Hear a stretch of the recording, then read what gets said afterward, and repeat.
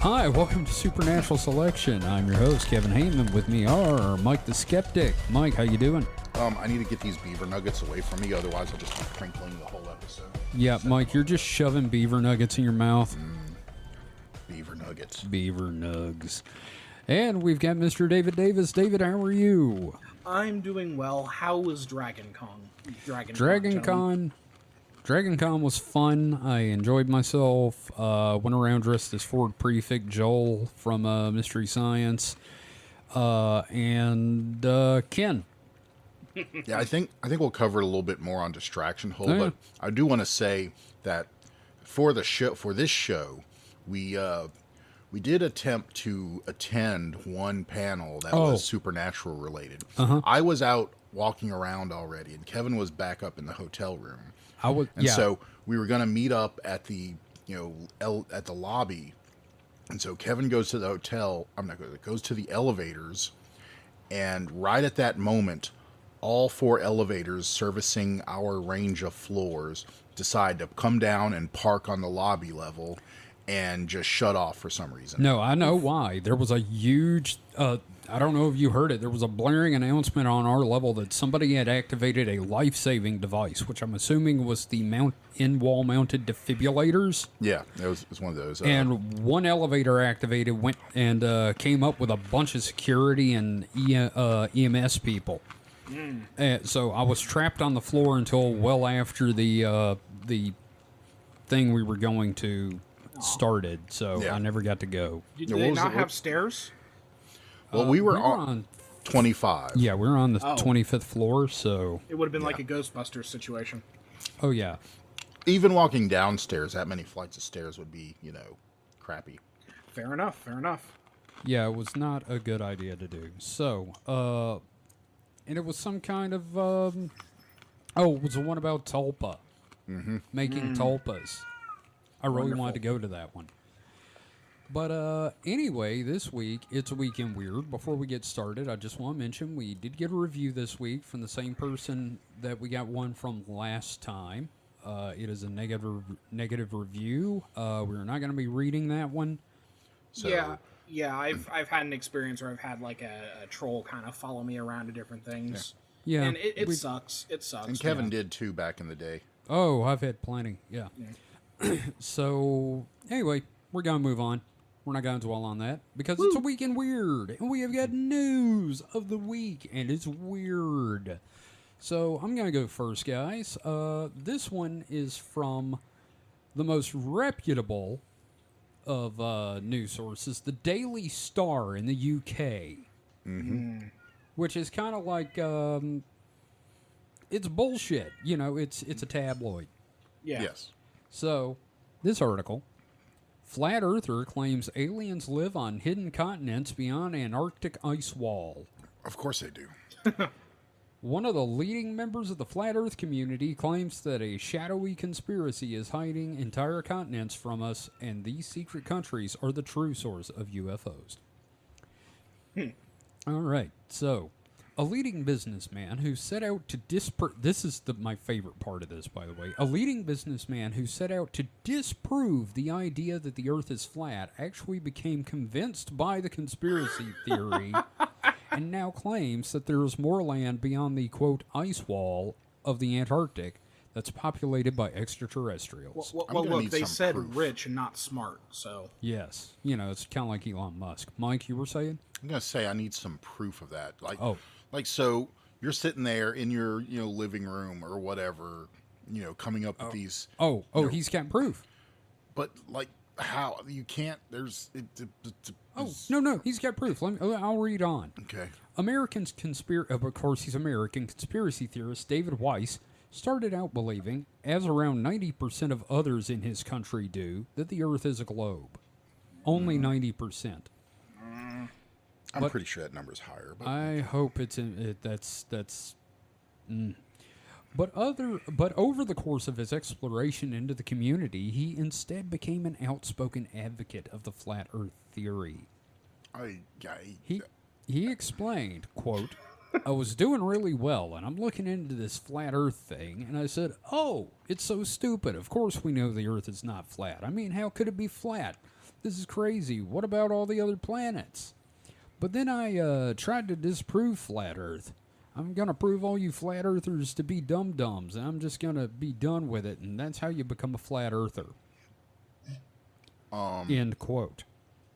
So I've seen some people disprove flat earthers, and they did it. They saw, such things as things over the horizon being, going down. Oh, yeah, no, I understand. There's a pretty famous picture, from my hometown of the Lake Pontchartrain. They have a series of power line, the big, metal power, and they go over, and they go across this like 20 miles of lake, and with a telephoto lens, if you take a picture of it, you can see these pylons getting shorter and shorter, and you see less of them as they go down over the curvature of the Earth. Yeah. Now, one of the biggest turning points for David came when he found a map allegedly made in Tibet tens of thousands of years ago that shows the familiar continents we know today surrounded by a ring of ice. Beyond, I thought you were going to say it was a map to Thrawn. Oh, that no, too. No, it is not. Fuck Star Wars and its maps. What if it's a map to Luke? You both shut up. Beyond that ice wall are a number of new lands with names such as Happus, Patacia, and Tote. Is the this moving fucking Westeros? island. Is this What? fucking Westeros? Did you miss that last one, though? Tote, the moving island. No, it's Toad the Wet Sprocket. You see, I can see how it could be misconstrued. Now, It's if spelled it's called Thoth. if it's called Tote the Moving Island, it's because someone's pulling it around, right? Yes, obviously. Okay. It's actually spelled Thoth, but I've always heard the correct pronunciation of that is Tote. So, like Alex Tote. Something like that, yeah. So we find just an old map and you just believe it, and that's your proof. Yeah. Like I can find an old map that shows there be dragons here. Well, there be dragons there, obviously. So and his quote from David here, all those extra continents. What's going on out there? David said. If there are people, no, Sorry, love that. it's just me just sitting here. Yeah, what are you David said saying? this. David said, this is not the same David as me. Yes, not David Davis. No. If there are people that live out there and they came to visit us, you might consider them an extraterrestrial from outer space, he says. Yeah, just because I think of people from New Jersey as extraterrestrials, Well, because they come from a land that's foreign to me. Well, They kind of are. I mean, okay, so I'm like not helping my case here. No, but you're still, not, but- if I meet someone from fucking like Tibet, or China or something, I'm not going to consider them extraterrestrial because They are fucking alien, people. technically. Well, they're not alien. They're foreign. And They're so, legal aliens. So he's saying that all these other continents have like non-human He, species. he hasn't said that. Okay, But UFOs, he claims, are clearly from a base in these secret countries Clearly. rather than some distant planet. Quote, if there are people that live out there and they come to visit us, you might consider them an extraterrestrial from outer space. UFOs, he claims, are clearly from a base in these secret countries rather than some distant planet. of course. Of course. Quote, if we're lucky enough to have a UFO coming from the closest star, which is magnitudes closer than any others, and they come here through 25 trillion miles and then they crash at Roswell, all of that's nonsense. We could agree on one thing, I guess. Sure, space travel is nonsense because space doesn't exist. But if they're coming from the outer lands, they're right here. Right here, just Yep, here. So here's a reality check for this guy. He's rich, Okay. right? You said he was rich. Sure. Put him on one of the fucking rockets that like Oh. the rich people ride on, and let him Oh, see no. for himself firsthand. Oh, no, I want to put him on the rocket that crazy dude built and watch him crash. You remember that guy? Oh yeah, Yeah. but no, because he would just go, oh, the government just gave me like LSD, or he'd just come up with some excuse. Yeah, all no. these, simulation. all these like It was a fisheye window. Because I don't buy the fact that he was a globe Earth believer. No, I don't before. believe that either, but I mean, sure, he might have like thought that, but as soon as he saw this nugget, this beaver nugget of flat Earth, Okay, he you just and this beaver latched nugget thing. onto it like a beaver nugget teat. Okay, and just Mike. kept suckling On that this beaver sweet, nugget. sweet honey crisp. Okay, you really need to put the bag down. It's over there. I'm not eating them right now. Okay, But you're thinking about him. I'm jonesing, yes. yes. All right, so he told podcast. God damn it, Mike. He told podcaster James English that these secret countries, I love the phrase secret countries, are the answer to the question that flat earthers are most frequently asked. Why would anyone try to hide the true shape of the planet? Quote, it is to control the human race, David explained. Your thoughts create the world that you're in, and if they can limit your thoughts, they can put you in the matrix. The heliocentric system, the globe, is a matrix. It's a matrix for your mind, and it limits your thoughts. Right. So this guy's wackadoodle. Sounds like And, Andrew Tate, or at least an Andrew Tate fan. Yes. And I won't bring up again the just sheer number of people that would have to be in on it. Oh, yeah, no, there's no way. He added that he finds it impossible to accept that the Earth is orbiting the Sun at 66,000 miles per hour. The Sun is not a huge incandescent ball of gas in space, he suggests, but actually a living entity. The Sun, Moon, and other planets, quote, are alive, he claims. Quote, I think they're sentient. Think they're part of this entire living system that we're in. Now, see, this is the problem with capitalism, because when you have enough money, they'll publish whatever bullshit you say in a paper. Yep.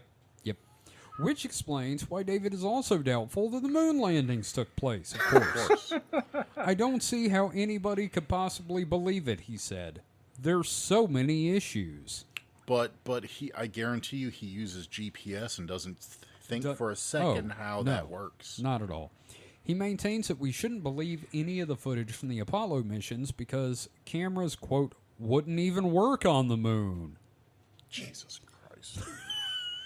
I already had a slight headache, but man. The moon landings, like the scientific research that demonstrates the fact that the Earth is a spherical object, are a ploy, quote, to keep you believing the lie, David said. Quote, it's to keep you believing that the government is your god. You dense son of a bitch. The fucking Greeks and Egyptians knew it was a sphere. Fucking thousands of years ago, they proved it. Oh wow, guys. Okay, this is this article was written by Michael Moran, audience writer. Oh no. He's not even with the magazine. Oh no, it basically is an op-ed. I love this article. Just gotta get that out there. I adore this fucking article. I think I'm It's gonna so need more dumb. alcohol. Jesus. And beaver nuggets.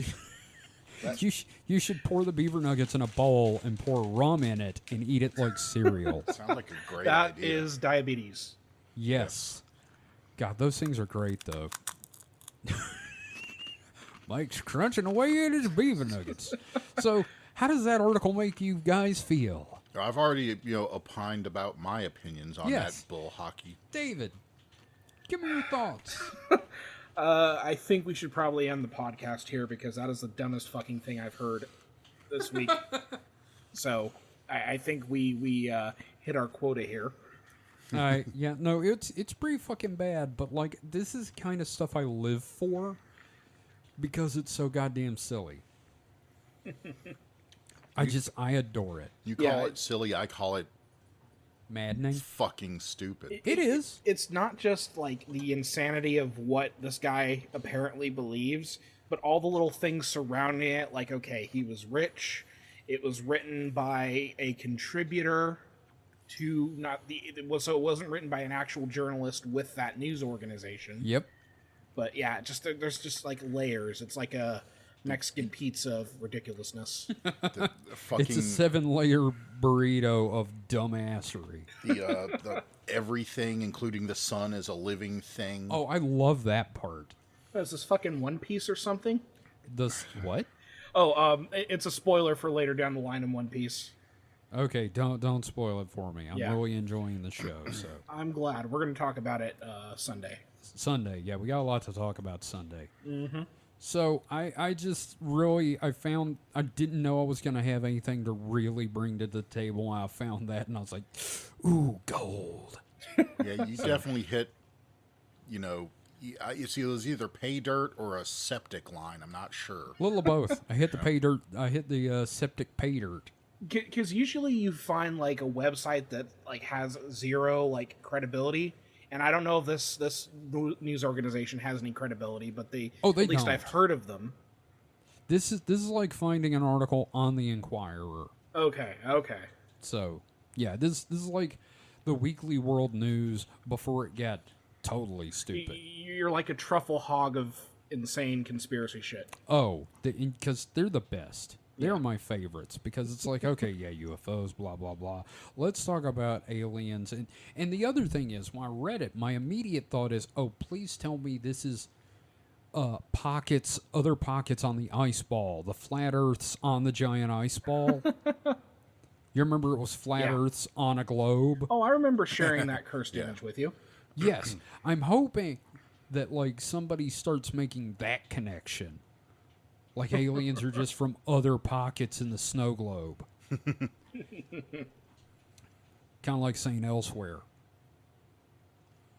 Yeah, but what they don't address is this giant mega sphere in fact hollow and have like stuff on the inside. Oh, I think we talked about that, and I really want to believe that's the truth. And that's where all the Nazis went, right? Oh yeah, the Nazis are in the giant hollow snowball, along with the Nazis from all the other flat Earths. Oh wow! Ooh, so we have like dinosaur Nazis in there, and oh yeah, and like lemur Nazis. Oh yeah. I refuse to believe that there's like cat girl Nazis though. And somewhere in there is Lacerda. Yes. Lacerda's from in the giant snowball. Yes. That's where we get all our mattresses from. God damn it, Mike. Why you gotta pull the mattress thing on our hot lizard woman every time? Because it just sounds like it's a mattress. You just want her on a bed. Just maybe, but just same way that what was that medication you took, Valspar? It just sounds like a paint brand. Venlafaxine, goddammit. No, there was another one that sounded more like a paint brand. Oh, Buspar. Yeah, that's Buspar. That's a paint brand. That one. Sorry. Yeah. That sounds like a restaurant. Welcome to Buspar. Would you like? How many will be seated? Like a fucking gastropub or something. Yeah. So, David, what have you got for us this week? Well, I do have two stories this week. Both of them related to AI because that's become like an interest of mine, and it's something that's continually appearing. It's a continuing nightmare that refuses to end. And this one's also kind of gross, so this will be fun. Nice. Let's get with some disgusting AI stuff. Okay, title of this article is Viral Smash or Pass AI is just a guy making hot AI generated women. Oh, no. This is from Samantha Cole, published by 404 Media. They just launched recently. I think they're a bunch of old Vice writers who started their own website. Oh, well, that doesn't make me need a shower. I don't know. I mean, they got away from Vice, so yeah. They got away from Vice, which is Vice used to be cool, and then no. So anyway, yeah. A site claims that the more you rate, the hotter it gets is just a carousel of ping files and a dude manually generating AI images of women in bikinis. So it's like Hot or Not with nothing but fake people. Yeah. So the internet was graced over the weekend with Smash or Pass AI. I don't know about the word graced here, but a website that rotates... burdened with. Well, it's like being graced with diarrhea. I mean, like that airplane. Yes. New meaning to grace under fire. Oh, nice. So yeah, it's how a smash or pass thing works. You like smash or pass and advances to the next image, and then users can save images that they like, which is just like sick. Yeah, it makes me feel icky. Anyway, yeah, it's like trolling your friends list for spank material on Facebook. except these people do not exist, and you're kind of custom making them by your selections. God, it's weird. So Smasher Pass AI is a recursively self-improving system. The more you swipe, the more it discovers your type. The site's creator, Emmett Halm, wrote on Twitter. Or should we be calling it X now? Anyway. We should be calling it garbage, but let's move on. Quote, it then uses these insights to prompt itself and generate more AI images that predicts what you like. The goal is to create the most addicting and personalized image recommendation system. Version 1 is as simple as possible. So, It's a stick figure with boobs drawn on it. It's like the no internet episode of South Park where they have the guy drawing the pictures. Yes. The site that went viral, not for its sharp recommender algorithm, which seemingly doesn't exist, or its perfectly executed concept, which is very stupid and sexist, but because it's a perfect example of what a lot of AI programming dudes think is a brilliant idea. Yeah. Halm, who according to his social media profiles just graduated from Harvard, there's your problem right there. Harvard's pretty problematic. Tweeted that he's simply in the arena trying stuff. Quote, the goal is to create the most addicting and personalized image recommendation system. Future versions trained on current data will enable even more personalized images and user interaction and image generation coming soon. So how gross is it that he says the goal is to create the most addicting and anything after that? Like, that's just, yes, we want to make, crack 2.0 that gets you hooked on it and makes you want to, like, snort babies. I'm not even going to ask. Now, that's like how that could come out of somebody's mouth and not, like, see the inherent problem with it. Oh, yeah. Yeah. So the whole thing here is a scam, but I want to read through here a little bit more. I don't know, this is from the author, I don't know what is going on at Harvard, but this little website Halm made is exactly like fellow alum Mark Zuckerberg's Hot or Not application Face Mash from 20 years ago, but with AI-generated images of women in bikinis instead of his own classmates. Parentheses, thank God. One of the many problems with Smasher Pass is that the version he launched is not recursively self-improving and doesn't do much of what he said it does. It is not actually a recommender algorithm, and beyond the preloading image of AI-generated women, the site is not using any kind of AI whatsoever. It's a series of 187 images cycled at random while the user hits smash or pass buttons. God damn it. So he can't even do a fucking good scam here. So it's the only thing that's recursive is the bullshit. It's recursive bullshit. Recursive layers of bullshit. Yes. It is, again, a 7-layer burrito of shit. People caught on to this immediately. Quote, I tried it for 15 minutes. Looks like it's not recursively self-improving, but it's using the same images repetitively. I'm sorry. Let's see. He keeps talking about, this is just bare bones version 1, which I guess version 1 in the sense that, like, it doesn't do what you promised it would do at all. So that would be like a less than version 1. That would be like a version 0.5 or something. In versioning, a version 1 is basically feature complete. So anything less than feature complete is not a fucking version 1. It's just again, it's like he keeps talking about like he's gonna do something with this. He's not really, again. So it's coming along with this whole thing about how AI is kind of screwing us over in a lot of regards. You also have all these scams that claim to be AI as well, and I think this is a great example of that. Great. As if worrying about AI wasn't bad enough, worrying about scams that aren't actually AI but claim to be AI. Mm-hmm. That's even worse. No, it's not even worse, but it is bad. So let's see. So here's the conclusion from the author here. It would embarrass me personally to submit Smasher Pass AI as a project for my community college Computing 201 class, let alone show it off on social media as someone who wants to be taken seriously as an app developer. That said, I have no doubt that this keeps a certain type of guy entertained for many minutes like a dog with a puzzle treat. And Halm is already getting serious feedback. The quote. Okay, this quote's fantastic. Quote: Oh, the yeah? the smashability of each photo does not which is they misspelled seem, to be increasing over time, which seems like a fundamental failure of the project. Interesting. God damn it. Oh man, it's fucking stupid. This is bad. This is so wrong. And it's just the AI thing, like enabling humanity's worst impulses. Like if This- like at least for a tech case, if like it actually used the data to generate the images, that would at least be interesting, without the like creepy artificial female woman Pokemon aspect of it. Damn it. Gotta smash them all, I guess. Yeah, it just Or so yeah. maybe pass Again, them it's all. like not quite true AI, but this is just part of that ever evolving bullshit landscape we're dealing with.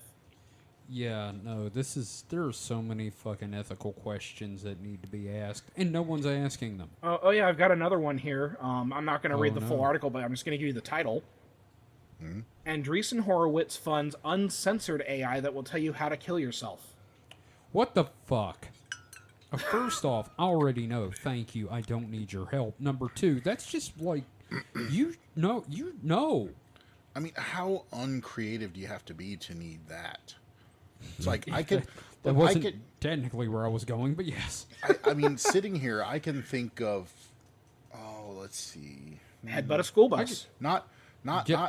not counting like actual weapons or anything. I can think of quite Jump a onto few a knife. ways. Jump in front of a truck and get sent to another world. Yeah. Oh, no, that's not really killing yourself. Well, That's yeah, just get you're killed by a- reincarnated as a slime. Drop a it- vending machine on yourself. There you go. Well, where were we? Where I saw it?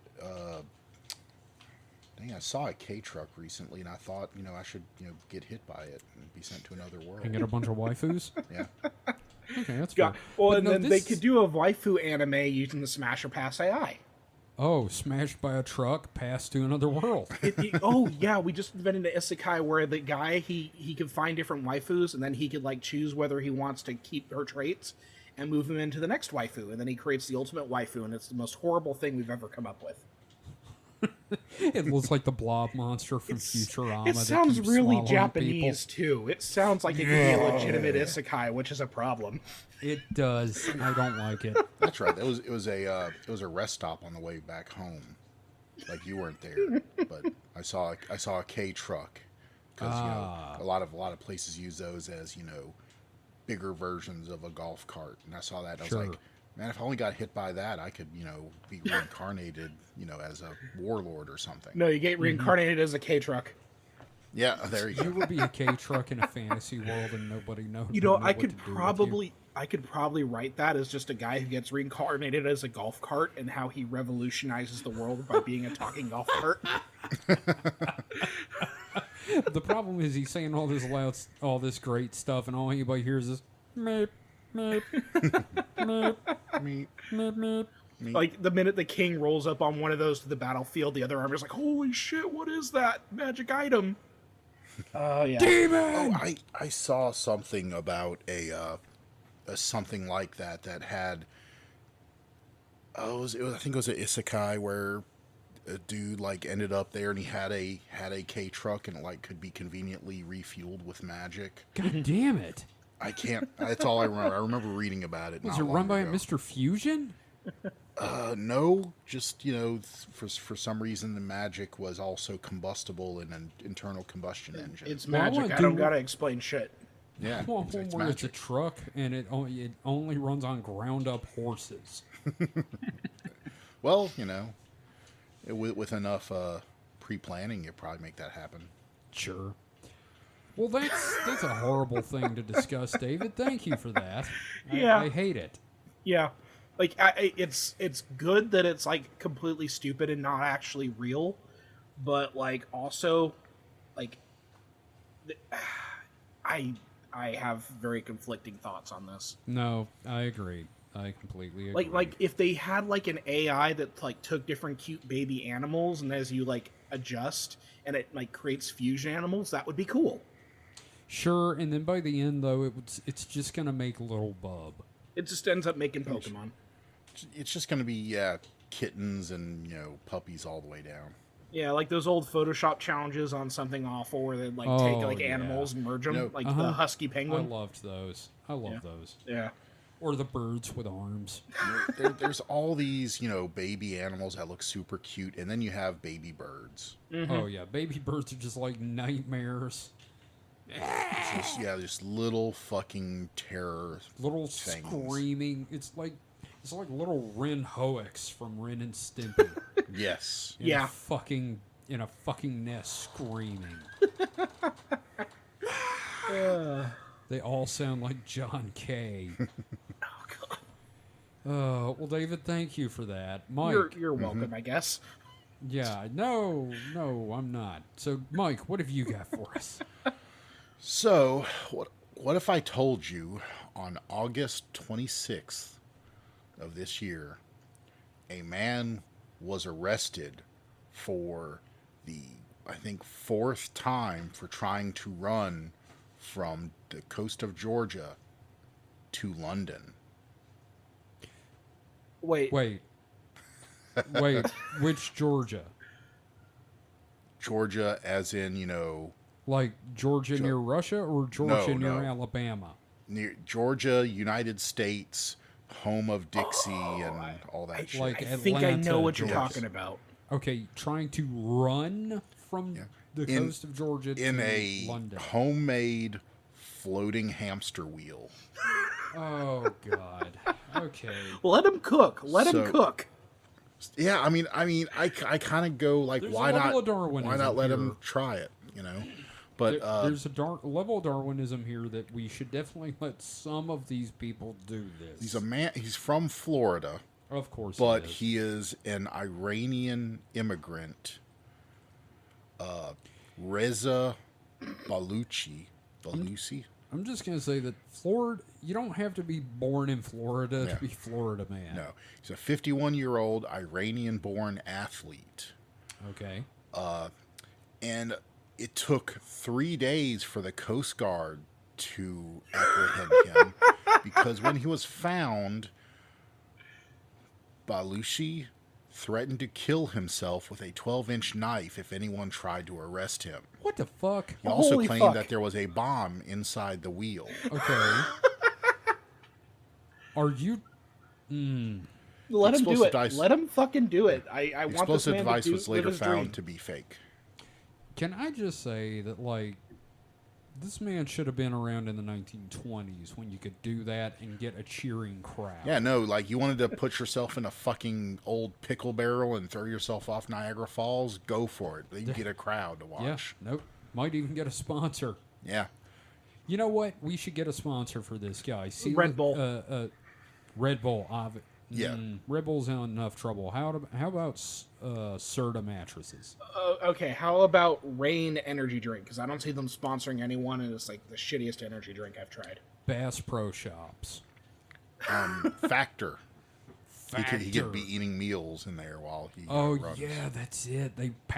It says the Run to London, powered by Factor. Yes. Maybe Peloton can sponsor it. It's like they're testing the new Peloton. There you go.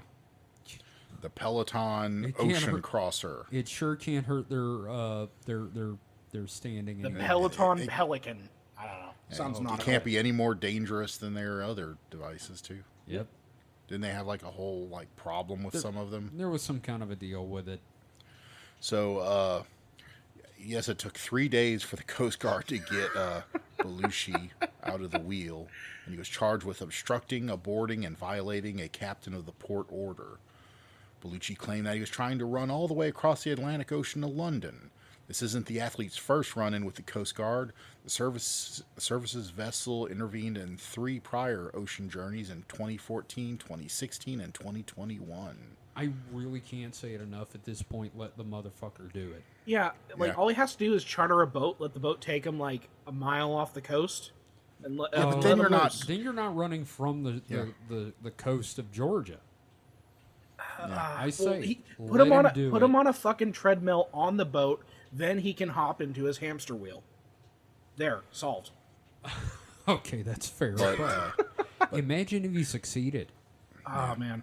Let him do it. Inspiring. Yeah. Let him do it. After his failed 2021 voyage to he's trying to go to Bermuda. So it was always trying to cross the Atlantic. Some of the others were different. So 2021 was supposed to be, I guess, from Florida to Bermuda. Bellucci told WOFL, "My goal is not only to raise money for homeless people, raise money for the Coast Guard, raise money for the police department, raise money for the fire department. They are in public service and they do it for safety and they help other people." Can I ask a quick question? Sure. Where does the money come from? That's a good question because it didn't mention anything about sponsors. Like, I think maybe he Is thinks it like that a walkathon? maybe he thinks that if he just does it, like money will just like precipitate out of the air, like maybe he thinks I'm like stunned. I mean honestly, think about it. If you're the VP of marketing for like Nike, and you hear about a man that has just run across an ocean. It doesn't even have to be like the Atlantic. If he had made it from Florida to Bermuda, you hear about this man that ran across that, you'd want to sponsor him, wouldn't you? Okay, if I were the head of marketing for Nike, and I found out this guy was going to run on the ocean, and wanted to wear our shoes, I would pay him to wear Reeboks. I don't know. Maybe his idea was that he would find like shipwrecks, and get gold. Maybe he had a fishing rod with do you him. have a magnet on the bottom of the thing? And so there's a picture of his wheel. Oh, I gotta see this. And Can let's see you if I post can. that in host chat? Let me see if I can post this in host chat. Yes. Oh, please do. I gotta see this because I'm sitting here looking at wherever the fuck this is that David sent last time. Oh, And it looks like it's basically a kind of it's less a wheel, more of a short tube. Like there's the middle it's a section. paddle wheel off of a riverboat. But the full of outside, balloons. outside wheel sections is basically yoga balls and boat fenders. Yeah. Like for flotation. You know what? Let him do it. Yeah, I'm on his side. I'm with him. He's even raising money for the people who are going after him. Yeah, no. I don't know where the money's coming from, but let him fucking Jesus do walked on water so he could run. Let him do it, you cow. Okay, you almost killed me there. David, you son of a bitch. How are those beaver nuggets treating you, Mike? I haven't been eating them for a while. I was drinking rum at the time. Thank you very much. That, you know what? Yeah, no, let him do it, you fucking cowards. Yes. Oh, thank you for that, Mike. Yes. I needed that. Oh, I want this man to do it. I want him to roll up into London and everybody to just be like, holy shit. And he got 70 miles off the coast of Georgia. Christ, that guy can run. Yeah, Let him fucking do it. He'll be there in a couple of days. Yeah. I mean, that's pretty badass, actually. This guy may be our hero for the show. I think really the problem is he doesn't have any sponsors. Like, if there was any corporation behind him, they would have done it. They would let him do it. The fact that he's just some lone guy doing it. Tell Elon Musk about him. Yeah. No, because then Elon Musk could fuck it up. No, tell Elon Musk about it, then tell him he's anti-Semitic, and he'll definitely pump money into it. Jesus. But no, I mean, I think if like whoever makes yoga balls, they should sponsor him. Yeah, no, definitely. Yoga balls, not just for, Not just for yoga anymore. sitting on your ass anymore. Oh, my God. Well, that was fun. And I'm spent. All right. Well, guys, we're going to take a quick break for some sponsor messages and or us asking for sponsor messages.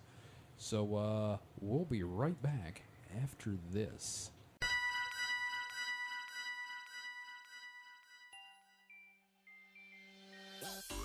Hey, David, you know what makes our show great?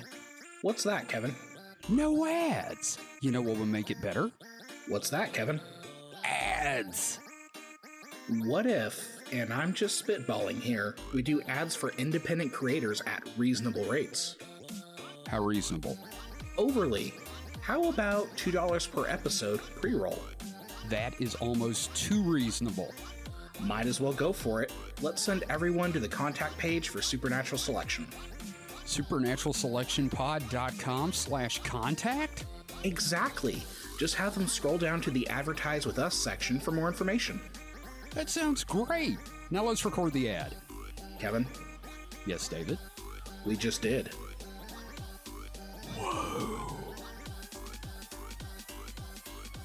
All right, welcome back. Boy, we've got some shit coming soon. All right, so my next article here, this isn't an article. So there's It's a an neat experience. subject. It's an experience. There's something I've wanted to talk about on the show, but I really don't think it warrants like a full episode. So I figured I'm going to take a little bit of time and talk about it on Weekend Weird for one of my segments. Are you gentlemen familiar with the most mysterious song on the internet? I've heard of it. All right. Kind of. Okay, so the basic idea is that sometime during or after 1984, this song, this guy recorded a bunch of music off of a radio show on, let me see if I can say this, Norddeutscher Rundfunk, which is obviously a German radio station during or after 1984. And the reason they know the time is because nothing on the tape came out after 1984. Like, some of the songs on this tape were Sunset Now by Maxie, Master and Servant by Depeche Mode, Up on the Catwalk by Simple Minds, Ghostbusters by Ray Parker Jr. Well, fuck, that's a hell of a mixtape. I know. What by Captain Sensible, and it's getting some XTCs on there. It sounds like my fucking radio show that I did. I know, doesn't it? So, it sounds like the Mutant Hours. So, the guy recorded it, and he cut out all the talking, so there's no DJs on the tape. And there's this one song. No one knows the name of it. No one knows who recorded it. And there's no record of it on the station. And it is known by various names, including Like the Wind, Blind the Wind, Check It Out, Check It In, Take It Out, because nobody can really understand the lyrics because of the reverb. And before we go any further, I'm going to play this catchy little son of a bitch. And maybe it'll help you understand why everyone's so on about it.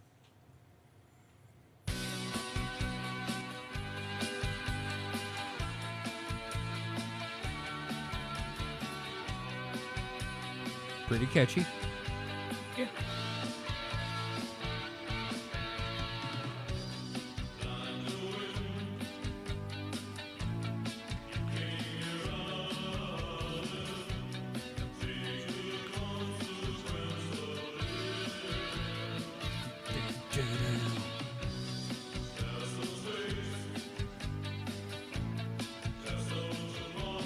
Okay, sorry about that. I get really into that for a second, and I No, forgot it's we cool. were doing a radio show. Like, and if you didn't tell me it was made in 1984, I could tell you that shit was made in 1984. Yeah, no, seriously. You know what the funny thing is? It kind of sounds like if Typo Negative had been around in 1984, this is what Typo Negative would have been doing, all right? And it's catchy as fuck. Like, I dig it. I really like this song. Again, the problem is no one knows who recorded it. And it was rediscovered around 2007 by the sister of the guy that recorded it. And it's just become this obsession online. They contacted the radio station. Radio station has no record of the song. Dude that probably hosted the radio show it was recorded from is still doing a show on the network, and he is like, I have no memory of this song. Every song played in Germany has to be registered. If it's coming on the radio, they have to register it with a division of the government. They have no record of this fucking song. So, nobody knows who made it. Now, there have been people claiming they know who it is. If you try to get it on Shazam, it gives you some false information.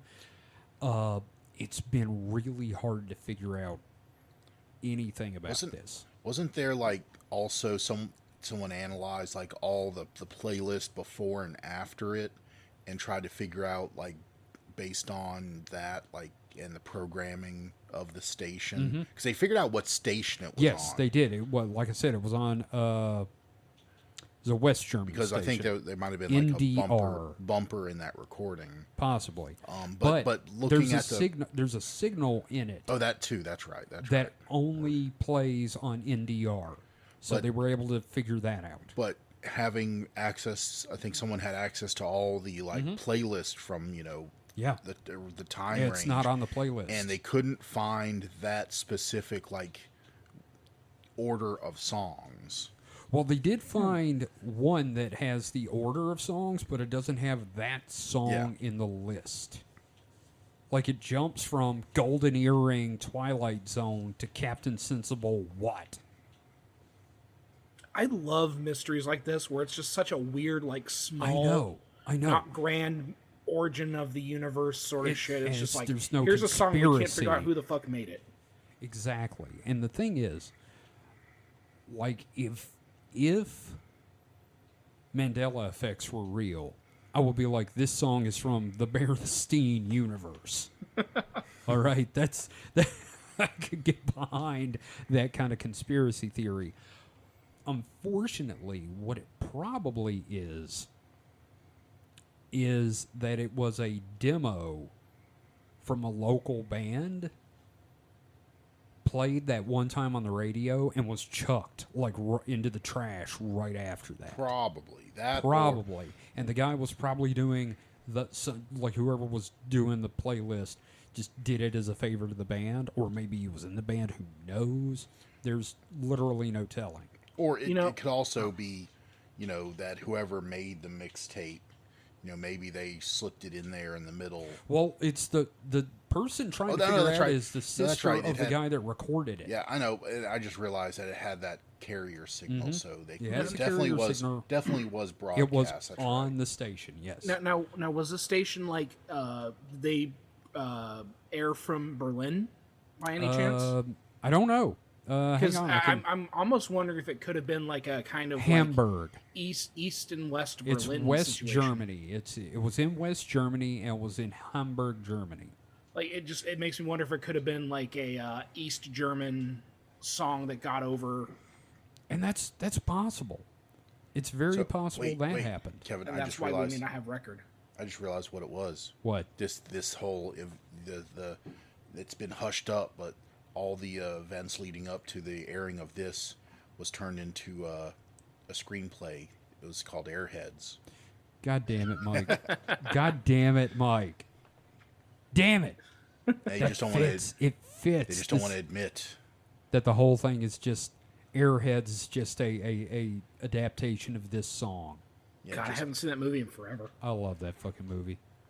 Just our whole album could be Pip farting on a snare drum. This guy doesn't give a shit. Yeah, say it, Mike. I ain't farting on no snare drum, man. God, I love that fucking movie. I mean, come on. It's Steve Buscemi, Adam Sandler, and Brendan Fraser as a band. To this day, I still go, I like swimming pools. Yeah. What you thinking about? Swimming pools. Yes, I love that. But, I mean, like, people have been trying to figure this out, like, hardcore since 2019. And, like, nobody had anything else to do during the fucking pandemic. And there are no leads. Except in Britain. Yeah, well, oh, shut up. But Paul Baskerville is the DJ that was running that program. And he's like, I have no fucking clue. He even played it on his current show to try to get some leads. And everybody's like, I don't know. It's pretty fucking good, though. Mm-hmm. Yeah, I mean, that is weird, too, that, like, nobody can, like, say, with enough reach, you would think somebody would come out of the woodwork and be like, oh, that was, such and such. Or, like that was my band. But yeah. all the people that have said, hey, that was my band, it's turned out to be liars. wrong, yeah. It's They're just liars. trolls. So let's see. Theories. Searchers generally agree that the singer has some sort of European accent, but the specific type is unclear.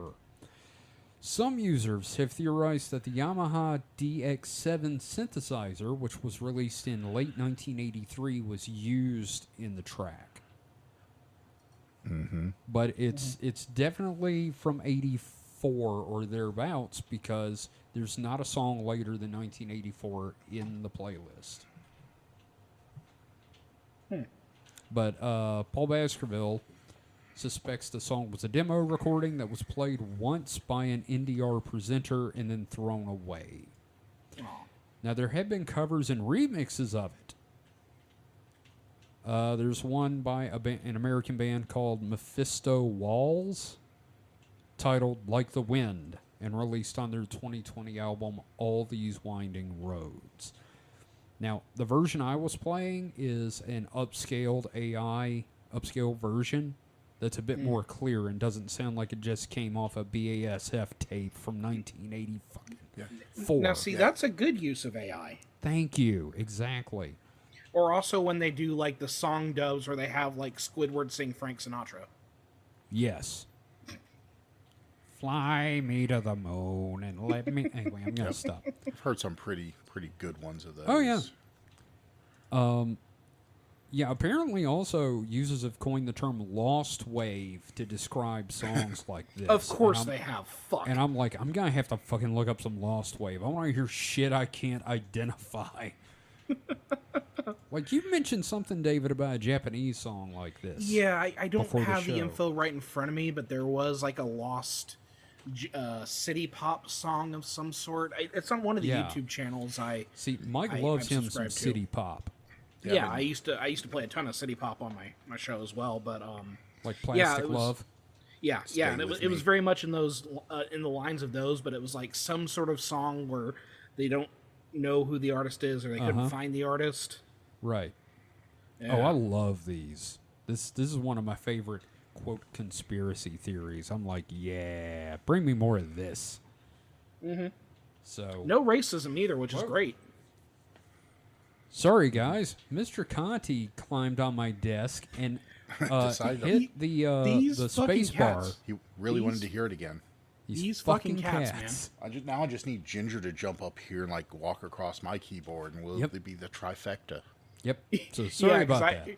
My cat did walk over my keyboard earlier in the episode, and we had to do a hard cut because I stopped recording because of her little shit. Little shits.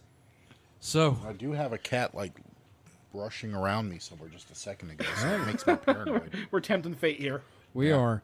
Luckily, my computer's not like hardwired into the matrix, so it's not. it's my computer is air gapped from the actual episode. Yes. So if anything happens to your computer, you're fine. I'm recording you. I'll just close the tab for my like next story and maybe you'll even lose all your reboot porn. it. You'll lose your porn. No, that too. So, David, what have you got for your second story? Well, I have another AI story for us. God damn it. Fits in line with some of the stuff we talked about in our second episode of Dead Internet Theory. This is from The Guardian. Of course and it is. The title is Mushroom Pickers Urge to Avoid Foraging Books on Amazon That Appear to Be Written by AI. And you thought the children books were bad. Yeah. Sample of books scored 100% on AI detection tests as experts warn they contain dangerous advice. And this is from... Lick all your mushrooms. Yeah. So this is Dan Milmo, global technology editor with The Guardian. And hey, a real person. And this is also filed under fungi. So, yeah, we've got like a twofer here. Yeah, we got a twofer, Mike. So, amateur mushroom pickers have been urged to avoid foraging books sold on Amazon that appear to have been written by artificial intelligence chatbots. Amazon has become a marketplace for AI-produced tomes that are being passed off as having been written by actual humans, with travel books among the most popular categories of fake work. We talked about this a little bit, but then, of course, Robert Evans talked about that a lot on his series, Behind the Bastards. Again, fantastic episodes, fantastic show. Now, a number of books have appeared on the online retailer site offering guides to wild mushroom foraging that seem to be written by chatbots. The titles include Wild Mushroom Cookbook, Form, and this is because they've misspelled from somehow. Oh, God. Form Forest to Gourmet Plate, a complete guide to wild mushroom cookery, and the Supreme Mushrooms Book Field Guide of the Southwest. Ugh. Yeah. 4 samples of the books that were examined by The Guardian by Originality.ai, a U.S. firm that detects AI content. The company said every sample had a rating of 100% of its AI detection score, meaning that its systems are highly confident that the books are written by a chatbot such as ChatGPT. Examples of prose from the book include, quote, "The sweet smell of freshly cooked mushrooms wafted through the air, bringing back fond memories of my mother," and "Foraging for wild mushrooms is a deeply rewarding experience that connects us with nature's abundance and the rich tapestry of flowers that the earth provides." And to me, it sounds like a recipe on a blog. You know what I mean? Yeah. There's actually a book called What the Earth Provides about mushrooms that they used to post the cover on Something Awful, because there's this weird dude that looked like Dr. Demento with a trombone and an armload of mushrooms. Hell yeah. So that's why that phrase is in that book, I think. I think it just scraped the title of that book. Now, Leon Frey, a foraging guide and field mycologist at Cornwall-based Family Foraging Kitchen, which organizes foraging field trips, said the samples he had seen contained serious flaws, such as referring to smell and taste as an identifying feature. This That's a seems bad to thing. encourage tasting as a method of identification. Should absolutely not be the case, he said. No shit. Nope. Some wild mushrooms, like the highly poisonous death cap, which can be mistaken for edible varieties, are toxic. Frey said that one book refers to the lion's mane fungus, which is edible, but a protected species in the UK and should not be picked. Quote, "I would Right. recommend choosing books from reputable sources," he added. Professor Myron Smith, Myron is a very British name, isn't it? It is. But this guy's Right from there with Canada, Mycroft. apparently. Okay. Well, Professor- they're tangentially British. Right. A fungi specialist from Carleton University in Canada said the books were, quote, "totally irresponsible." He said, quote, "Some of the differences between edibles and non-edibles are very subtle, and it really takes an experienced eye and knowledge to discriminate between them." The AI mushroom books were first reported by the 404 Media site, so again, connecting to 404 Media, which is interesting. Yep. The AI-generated works had also been highlighted by New York Mycological, yeah, I don't know why I was having trouble with that. Society, which posted on X, formerly known as Twitter. I hate that we have to keep using that. God damn it. Amazon and other retailer outlets have been inundated with AI foraging and identification books. Please buy only books of known authors and foragers. It can literally mean life or death. Yeah. Amazon said it's reviewing the books brought to its attention. An Amazon spokesperson said, "We take matters like this seriously and are committed to providing safe shopping and reading experience. We are looking into this." You know what they could do is stop letting people submit books without verification. That would Nah, Right. never. No, they won't do that, but they should do that. Let's see here. AI prompt: how to clean and cook blowfish. You know, I want to hear it. I want to hear it. No, I was just kidding. Oh, damn it, Mike. I got excited. I thought we were going to have some comedy gold. Well, if We you can wanna always keep do a talking, fun with I'll- Chat GPT episode. Yeah, we'll do that for the next one. Oh, We can have Christ. Chat GPT explain certain cryptids to us. Oh, God, that's going to be good. Please tell me about the Loveland Frogmen. You know, we still haven't covered the Loveland Frogmen that, That is kinda Enrique funny. is. He's our mascot, and we haven't even fucking talked about him. Well, that's horrible. Just the fucking fake books. Yeah. Goddamn. You know, people don't read very much, and when they do read, they read the dumb shit that's going to get them killed. Yep, pretty much. Yep.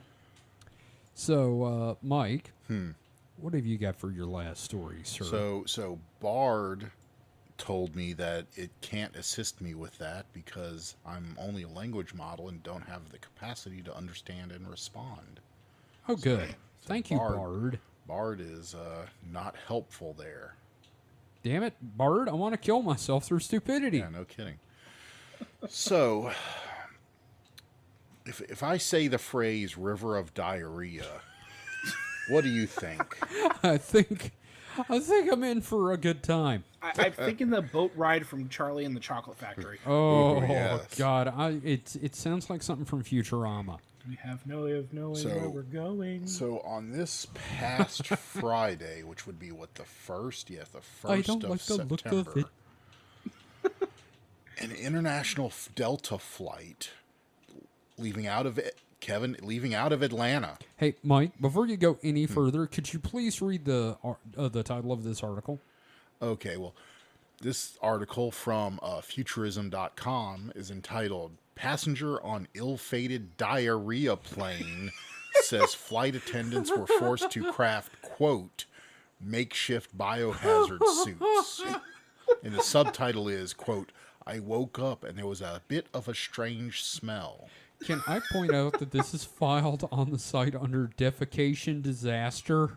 Yeah, I mean, I Oh I my want God. to look at that tag and see if there's other ones. No. But anyway, Kevin, we were in Atlanta on Friday, so Uh-huh. this plane came from where we were. Oh, We were that's great. We were within, We were there. I think I'm A trying to remember. brush with greatness. Yeah, within 20 miles of the origination of this plane. So, I feel honored. yes. And another Georgia-centric story because the paddle wheel guy Yeah. was from. You're right. There's a lot Georgia. in Georgia this week. So to restart the story, on Friday, an international Delta flight bound for sunny Barcelona Barcelona. was It's from forced Barcelona. to U-turn back to its starting point of Atlanta for an exceedingly rare air travel horror. A passenger had suffered diarrhea throughout the plane's aisle so extensively that completing the flight was deemed untenable. He was just trying to paint the plane. Man, here's the thing. Why even get on the plane? I mean, it could have been one of those, like, I have not got to a part yet. I mean, I'm going to continue reading, but I've not seen, like, how far into the flight it was. Someone said they were asleep, so I'm assuming it was at least a half hour into the flight. This is a South Park episode. So, maybe, I mean, I've had, onset of stomach problems. I mean, if you're shitting this much, I'm assuming it's some form of, like, bug. Here's the thing. If I'm paying for a trip to Barcelona, I'm getting on that fucking plane. That's true, So- too. Yeah, okay, sure, but And the fact that they couldn't make it to the toilet in time makes me think this was, like, a stomach virus. So we'll see if they'll actually... yeah, let's keep reading, yeah. News of the incident first hit Reddit's r/ATC subreddit, which ATC is air traffic control. And I'm assuming there they discuss, air traffic, because all the air traffic comms are public. Like you're by law or have access to them. So The name of that transparency original there. post literally just says, "Oh no." Yeah. To which a user shared alarming FAA flight information marking the ill-fated flight's decision to turn around. Quote, divert to ATL, passenger diarrhea all over A/C. I mean, it's the aircraft. The flight strip read, biohazard. God damn So, it. Kevin, in a second, I'll let you play the Okay, clip. yeah, I've got it The queued news- up yeah. now. The news then trickled to other social media platforms, going mainstream viral on, God damn it, X, formerly Twitter, Musk book. which I don't want to call it X either. So I kind of agree with the X, formerly Twitter. Don't let Twitter be, Musk book. do not let Twitter be like deleted X. from the consciousness. So X, formerly Twitter, when another Netzin shared a short clip of one of the plane's pilot's blunt conversation with air traffic control. Hit it, Kevin. Negative. It's just a biohazard issue. We've had a passenger who had diarrhea all the way through the airplane, so they want us to come back to Atlanta. Yes, dear listeners, diarrhea all through the airplane. Diarrhea is like a storm brewing in your plane. It really did happen. And in an official statement to Insider, A representative for Delta described the incident as a, quote, onboard medical issue, adding that its teams, quote, worked as quickly and safely as possible to thoroughly clean the airplane and get our customers to their final destination. Which you shouldn't really use final destination in this day and age. Right. Well, I feel like Final Destination and diarrhea in a plane kind of fits into the Final Destination films. It's like if the Zucker brothers from Airplane made a Final Destination film. Oh, I suddenly want that real bad. Can we just take a moment and think about this poor person who shit a trail I feel down the bad plane for and got this. the plane turned No, around? They absolutely did not want to shit their Nobody- entire ass onto the plane. Nobody wakes up in the morning and thinks, you know what I want to do? I want to fill an entire Delta airplane with ass now. I want people to know exactly when I was walking to the bathroom. I want to know what I was eating. Quote, we sincerely apologize to our customers, the rep continued, for the delay and inconvenience to their travel plans. Inconvenience is not a strong enough word.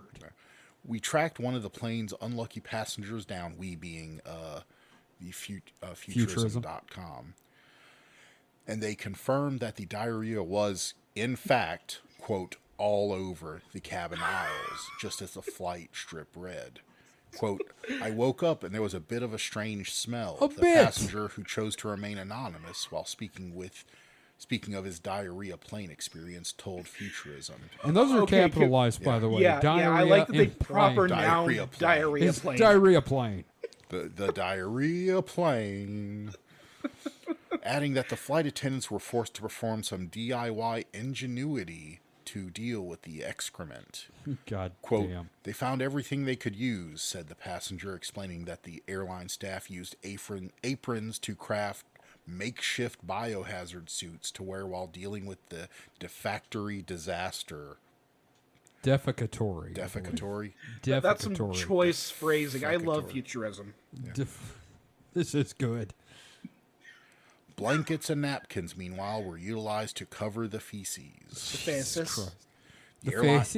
The airlines tried to handle it, the passenger said, but it was just so bad. The passenger also noted that The passenger also noted their empathy for the person who had the unfortunate accident, explaining that the individual wound up staying in the lavatory until the last few minutes of the flight. Quote, they just kind of kept the person in there. I don't think they had to keep him there. I think he stayed of his own volition. Yeah, I mean, you're shitting that much. You obviously don't know, whenever it's going to continue. Sir, you all right in there? I am not all right in here. No, Kevin, ask me if I'm all right in here. Okay. Excuse me, sir, are you all right in there? Help, I'm drowning. Oh my God, just drowning. Just full of diarrhea. Oh my God. So it gets a little worse. Oh no. Not really worse. How? But you might be imagining that Delta obviously just gets these travelers a new plane, right? After all, this one was covered in human feces. Feces. But alas, there seemingly weren't enough jets to go around. Oh no. And according to the passenger, the airline ultimately settled the issue by simply ripping out the Airbus's soiled carpets and giving the passenger plane an extra thorough cleaning before reboarding it. Fucking hell. They ripped out the carpet and said, go for it. See, at that point, if you're the guy who, shit yourself that bad, you almost got to be proud that you inconvenience this corporation. I'm pretty sure this person went to the hospital. I'm pretty sure he I was would bragging. hope. Oh, and, sir, what brings you to the ER today? I destroyed an airplane. I mean, otherwise they're having to, get his checked luggage out so he can get a new pair. And we're saying he, but it could have easily been a woman. I don't know, man. I have a feeling he shit the luggage. He just opened the luggage and there's shit leaking out. He just went down into the luggage compartment. Quote, they actually took out all the carpets for one section of it, the passenger said. We were waiting 3 hours at the airport while they were trying to clean it, but they couldn't clean it, so they had to rip off the carpet and change it. God Holy damn. fuck. Quote, then we were back on, they added, no problem. No, big problem. Big dookie problem. The passenger also noted that the plane staff fully switched out for the second flight attempt. Because everyone else was throwing up. Which we're glad to hear. Anyone who's forced to make a biohazard suit out of aprons and proceeds to manage an in-flight diarrhea crisis for the next several hours deserves some time off, not to mention a raise. And you thought you had a shitty job. Oh, Yeah. I got a story. Fortunately, the passenger said the flight's second go-round went off without a hitch. It was just so late we passed out, the passenger recounted. No issues after that, but it certainly was an ordeal. Oh, I bet they passed out with the shit smell. Yeah. No, I am a little disappointed at the lack of closure. The person. I I understand. want to know about the dude. Yeah, I don't want to know this like person. personally identifying information. I do want to know like the prognosis. Like, did they continue on the flight too? Like, Was no, Taco Bell involved? yeah. This was a disaster Belgrande. Was it in fact a stomach bug, or did they just get up that morning, were super excited for their flight, and they're like, oh, I gotta poop a little bit. I'll wait. I can wait. It's a new TikTok challenge. Mike, what was that Spanish term I came up with that was butt of fire? It was something del fuego. I don't know what the Yeah, butt was. I don't remember. I thought of it earlier today. But so the biohazard thing made me think about this. Back when I worked at Rose's, we had a big problem in the ladies' room because the women that shopped at Rose's are fucking animals.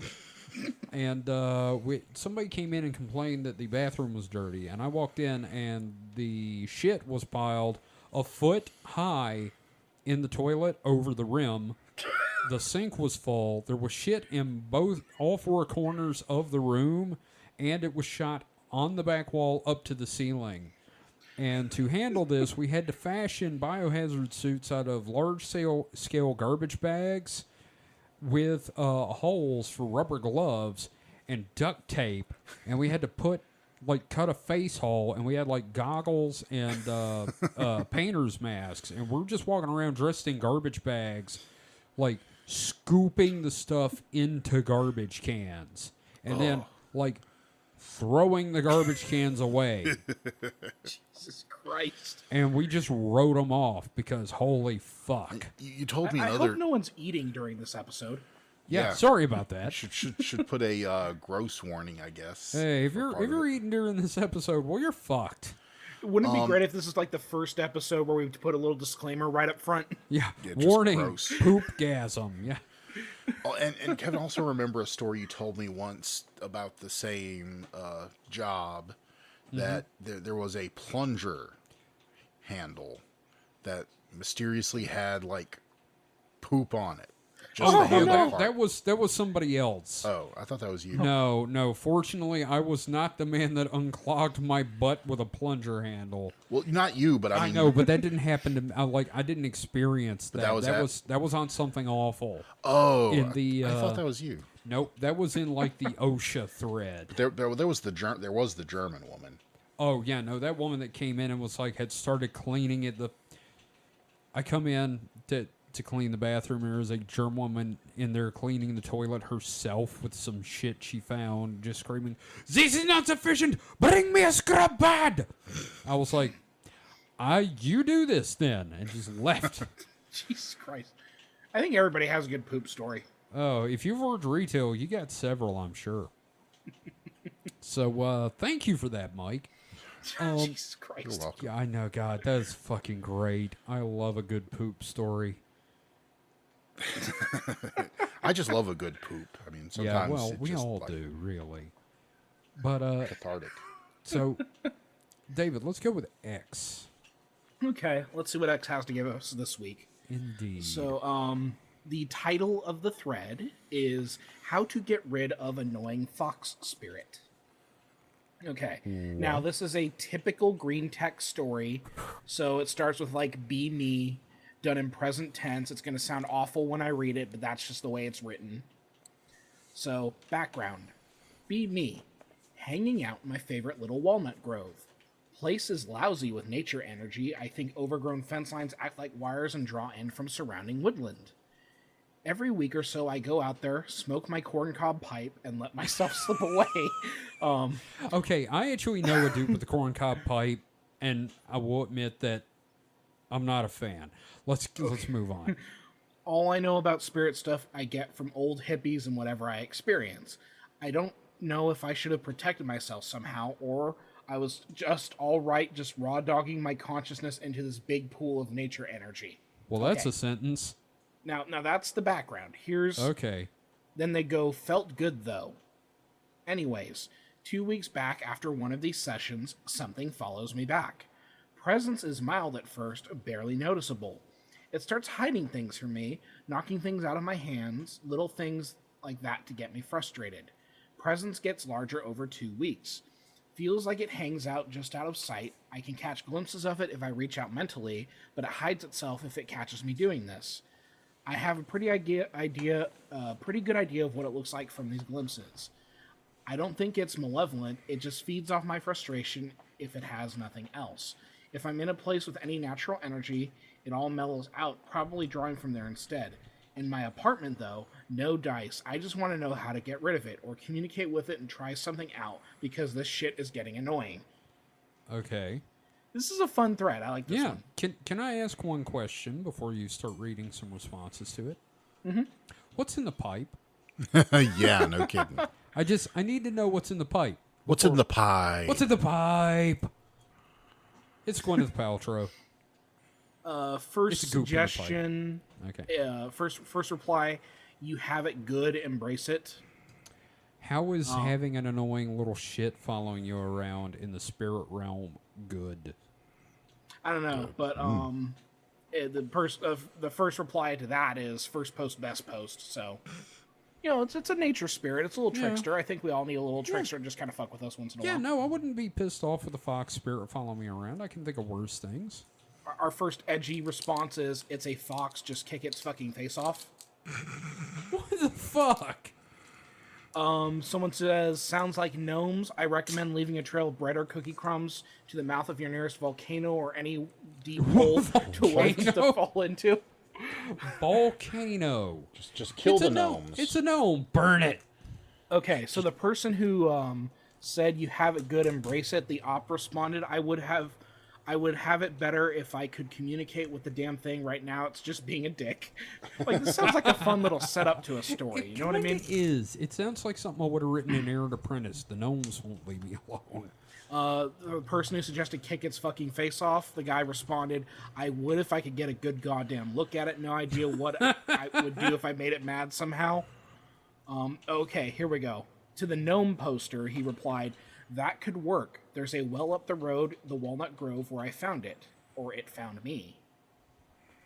Okay, Interesting. So one of them immediately wants to waifu it and says, Anon, you must breed the fox spirit into submission. No, God. But it's not the fucking thing. What was that anime about the fox? No, that was the wolf. Spice and Wolf. That's what I'm thinking of. Hey, yeah. It's not that, is what I'm saying. I know. So the op is responding, anybody got a way to produce or contain nature energy? I bet if I give this bad boy a battery to feed from, it'll leave my emotional energy alone, removing its incentive to be an asshole. Like, this just sounds fun. Like, I think this is kind of wholesome. Yeah, no, this is the least cringy thing you've read in a while, but do you know what I think it is? It's Red from Animal Crossing. He's trying to sell him shit. He's selling shady shit to him, is what it is. It sounds mischievous and vaguely malevolent. I don't think it will ever hurt you, but will probably continue to fuck with you for its own amusement. It's probably not particularly attached to you emotionally. It just views you as a practically bottomless wellspring of energy and entertainment. Not your friend, more like a tick. If you give it the boot personally, I'd give it the boot personally, but if you want to try to befriend it, there's a small possibility it'd be open to that. Again, this just sounds like the setup to a very cute story. Yeah, it does. What if it's a Korok? Okay, the response to this post is from the op. Sounds about right. Might hit the old corn cob again and zone out, spread my mind out, and try to get a feel for it. I'm hoping for some kind of communication if I'm lucky, but I'll probably just get a read on its emotional state. Just might have to try to find another way of keeping it entertained or to get some way to feed it so it doesn't feed off of me. Worst case, I deal with its chicanery for a couple more days, then banish it. Like, I love this. Again, what's in the corncob pipe, my friend? Right? But no, this is a fun one. I like this. It's hash. Someone said, safe, and if it doesn't work, then you should try banishing spells. Huli Jing or Kitsune are spiritual teachers, or leechers, spiritual leechers like succubi. Worthless abominations, but they exist nonetheless. They are attracted to intelligent people and like to feed on their energy. Try to get rid of this thing before your life goes down the toilet. You know what my suggestion is? Mind bullets.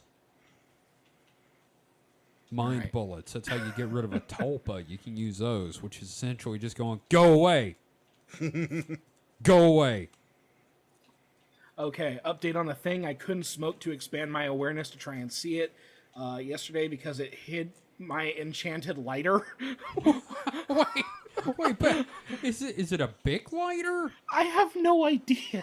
What the fuck? It's like every time we go back, there's more shit that begs further questions. It's like an onion, just layers. Here's a reply. Tell Kitsune watashi wa orokade mamishi otonokoro desu. It's a traditional Japanese charm. Oh man. Kawaii ugu. I'm curious. Okay, now there's a picture of the corncob pipe with some rice in his lighter, and it says "Time to commune." I love OP on this one. Not gonna lie. Anon goes, "Are you going to cook the rice?" And the person replies, "Probably should." What's he gotta do? Just shove a handful of uncooked rice down his cavernous gullet? Laughing my ass off. I hope she likes the uncooked brown rice, Anon. Oh my god. Taking a break to reload. Here's what I got so far. Its presence hung out around the cup of uncooked rice. At least that it let me reach some mental feelers. It isn't a fox, it's a coyote. Ooh. Finally started Johnny communicating. Finally started communicating back, mostly vague feelings of confusion and disappointment. Went back inside and dumped the rice, got a better idea for an offering, lit a cigarette for it, and set it out of sight after taking the first puff from the Great Spirit, as natives would have done. That seems to like it much better. Pick related, I'm going to get myself another bowl. So then there's a picture of a bowl or a little baby food jar with like a lit cigarette sticking out of it. What the fuck is this? Oh, there's even more. So people are asking the op for updates. Here's his response. This has been a long one, but this has been fascinating. Okay, and this is like the last post here. It went pretty well. All out there, lighting my pipe as its presence growing stronger as the cigarette burns. I started passing over thoughts of the old home place, hearing the walnut grove where I found it. I get a sense of homesickness and longing. I passed that thought through other places I'd seen there, of crags and... Okay, is this fucking Wordsworth here? Of crags and glades and old equipment with trees growing through it. I get feelings of loneliness and return and flashes what I think is the past, when the woodland wasn't there, probably around when the place was settled by my great-great-grandfather. I try a few words in Swedish, which would have been his tongue. I don't know if you'd call it nostalgia, but I got that feeling when you remember the past, not in a rose-tinted kind of way. I cut off here and got another cigarette from inside for it, so he's just smoking with this fucking forest spirit. He's smoking with a ghost coyote. When I settled back in, its presence was much more defined. Reaching out to it, I could see details, the face, the fur, even the color. I experimented with a few more thoughts on the grove, got back to the same kinds of feelings as before.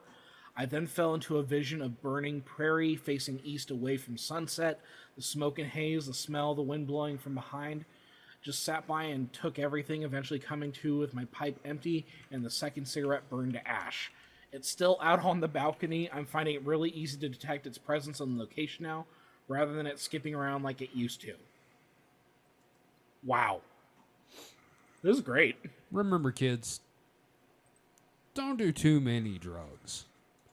Or at least don't do them in the corncob pipe. Sure, there's something about a corncob pipe where I'm just like, it's a 21st century. maybe don't smoke a corncob pipe. Like, it's a corncob pipe, but a very, like, nice-looking lighter. Like, modern lighter. Like, if you're going to go with a corncob pipe, use matches or something. I don't know. So there's a dude we knew. They got a corncob pipe from the pipe store near our store. And I have a feeling they get you to get a corncob pipe if they think you're a douchebag. I feel like it's an embarrassment thing. But anyway, that's a great story, actually. That was very fun. I would like to write a story about that. And if I wrote the right kind of story, of course it would turn into a girl and it would turn into an anime. So, so we got a question this week, guys. Ooh. From Man in Black. Man in Black says, almost finished watching Hellier. And as I like to say, Hellier. And my question is, since you three started delving into the supernatural and stuff like that, have you had any strange things like what has happened in Hellier? Which I'm guessing he means like the synchronicities and just weird shit like that. Yeah. So Holly and I have been seeing balloons a lot more. Like in weird places. Kind of like the star balloon? Yeah, like those kind of metal balloons. Yeah, we've just been kind of like see them in weird places. Not as much. We haven't watched Hellier in a while, but every time we watch Hellier, we're just more aware of balloons in the area, and it's weird how they show up. Right. Mike, you? No. I don't think Mike's watched Hellier. Have you watched Hellier? No. No, but if since you started doing the podcast, have you had any synchronistic stuff? Like bizarre things? No, not really. Okay. I've had a lot of synchronicities in that, like, I'll pick a topic, and then I'll start seeing stuff about that topic online that's unrelated to my research. Like, it'll pop up in, like, a news feed or something. Or like, when we'll do an episode, and then, like, last podcast on the left, a couple weeks later, we'll do their episode on that. And we just... Yeah, see, I'm still wondering if they're listening and going, do that one. Or is it just coincidence and it's like in the zeitgeist right now and we're just kind of picking up on it? Yeah. So I don't know. It's interesting. I'm still waiting to see if they do one about the sanatorium soon. So, and also Kick-Astron asked if we have ever looked into the mysterious handprint of the Carbon County Jail. Which, no, we have not. But it's something we may look into. Yeah. We may do like a collection of small mysteries at some point in the future. There you go. So, that being said, I got one last thing I'm going to do, of course. It is time for your Weekend Weird reading from the Principia Discordia. Today, we are reading from, I don't even know what page it is. It doesn't have a page number on this one. But, for your enlightenment, The Parable of the Bitter Tea by Reverend Dr. By Reverend Dr. Hippocrates Magoon, PP, P-O-E-E, Priest, Okinawa Cabal. So, when Hypoc was through meditating with Saint Gulick, which, brief interruption, remember that Saint Gulick is in fact a cockroach. So, when Hypoc was through meditating with Saint Gulick, he went there into the kitchen where he busied himself with preparing the feast, and in his endeavor he found that there was some old tea in a pan left standing from the night before, when he had in his weakness forgot about its making, and had let it sit steeping for 24 hours. It was dark and murky, and it was Hippoc's intention to use the old tea by diluting it with water, and again, in his weakness, chose, without further consideration, and plunged into the physical labor of the preparations. It was then, when deeply immersed in the pleasure of that trip, he had a sudden loud, clear voice in his head saying, "It is bitter tea that involves you." Hippoc heard the voice, but the struggle inside intensified, and the pattern previously established with the physical laboring and the muscle messages coordinated and unified, or perhaps coded, continued to exert their influence, and Hypoc's succumbed to the pressure, and he denied the voice. And again, he plunged into the physical orgy and completed the task. And lo, as the voice had predicted, the tea was bitter. The 5 laws have root in awareness. Che Feng. There you have it. It's a whatever. That's a thing, and I read an interview with the guy that wrote that particular parable, and he talked about all the meaning that actually went into it, and I read it, and I just went, that's some bullshit right there. And then I found out he was, like, smoking a lot of hash when he wrote it, and I'm like, oh. So, there's your reading from the Principia Discordia for the week. So, before we close out, David, have you got anything you want to plug? Yeah, I'm going to go ahead and drop that I am going to be joining Blue Sky Social as a second social media thing. I'm primarily going to be on Mastodon still, the Fediverse, yep. But like as far as Blue Sky goes, I'm going to create like a central account for all my updates and stuff. I haven't made the account yet because I just got the invite today, but I will drop it on Sunday. That way you can follow me for updates if you're on Blue Sky. Yeah. Awesome. Mike, have you got anything you want to plug or anything you want to draw attention to? No, but I have read a little more about Poop Plane. Oh, no. And apparently so the plane was 2 hours out when the poopening happened. So that means they flew out 2 hours and then turned around and had to fly back 2 hours. Oh, that's 4 hours of shit. And then apparently had to wait 8 hours while the plane was cleaned and sanitized. So on top of the second try at going all the way to Barcelona, they had a 12-hour ordeal of poop plane. My God. Well, thanks for that. I forgot I had another tab open with a similar story from a different outlet that included new details. Amazing. The only other detail that they included was that the charter, in fact, lived and did not die. Oh, thank God. Okay, seriously, thank God. That's good. So, all right. And my only plug is we've got a Patreon. First off, we love doing this show. And we will continue to do this show. But if you would like us to help us do this show more and more in-depth research, where we have time to do that, consider joining the Patreon at one of the tiers. We'll actually add a lower tier if you just feel like chucking $1 at us a month. But, anything you want to donate is always appreciated, and we've got bonus crap, and we may put together like a special tier where we send you physical rewards from us particularly. 1 beaver nugget per envelope. 1 beaver nugget and a ribbon.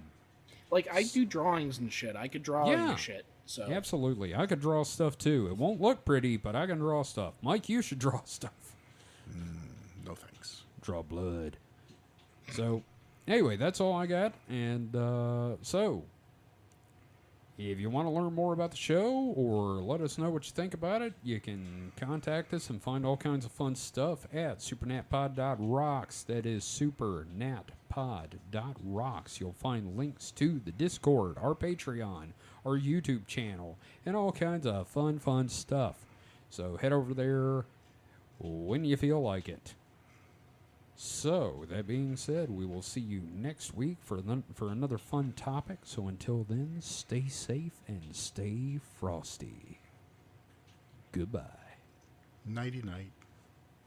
Back to Starfield for me. I'm going to poop in an airplane. Actually, I'm going to name I'm going to put wings on my toilet and call it the poop plane.